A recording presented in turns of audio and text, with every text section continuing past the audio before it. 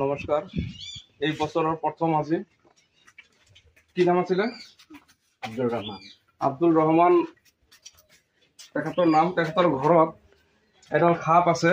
এতিয়া সাপডাল আছে ক'ত আছে? ইয়াৰ ভিতৰত। এইটো ন?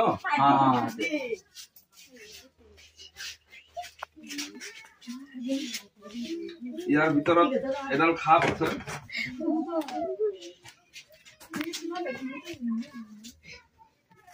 একদম বন্ধ নহয় কিন্তু কাটাছিটো হ্যাঁ পেলাই দিও ডেস্ক মিলে ঢালা দিলিস আরে আরে ধরে যাও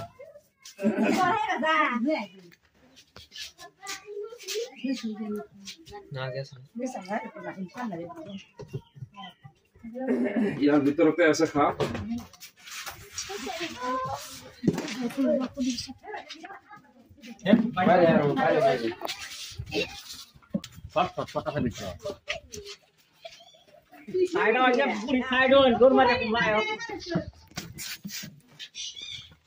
ইয়াৰ ভিতৰতে সাপ আছে, চাব পাৰিব। সাপ মানুহৰ ঘৰত ক'ত ক'ত থাকিব পাৰে, ক'ত ক'ত সোমাব পাৰে, এইটো কোনো ক'ব নোৱাৰে। কাৰণ আচলতে সাপ এইটো বিষাক্ত সাপ নহয়। এইটো বিষাক্ত সাপ নহয়। এইটো হৈ গ'ল copper headed trinket snake. Copper headed ই কিবা খাইছে, ই খাই পেলাই বহি আছিলে। ঠিক আছে,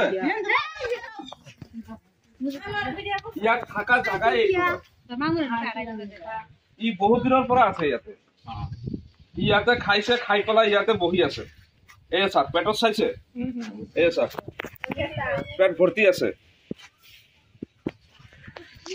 ই খং হলে কামুৰিব। এইটো বিষ নাই, বিষ নাই। এইটো সাপক এতিয়া জানি লওক যে এইটো সাপ প্ৰায় মানুহৰ ঘৰতে থাকে।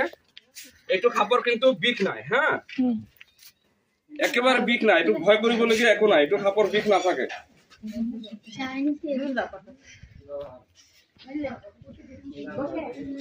এইটো সাপৰ বিষ নাথাকে।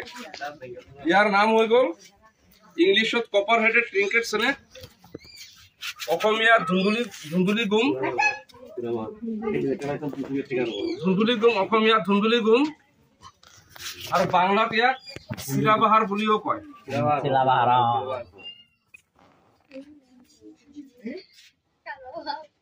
ইয়াক চিলাবাহাৰ বুলিও কয় বাংলাত।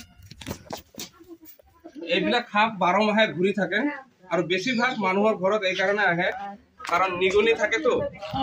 আপোনাৰ এই ভিআইপিটোৰ ভিতৰত নিগনি আছে। তাৰপিছত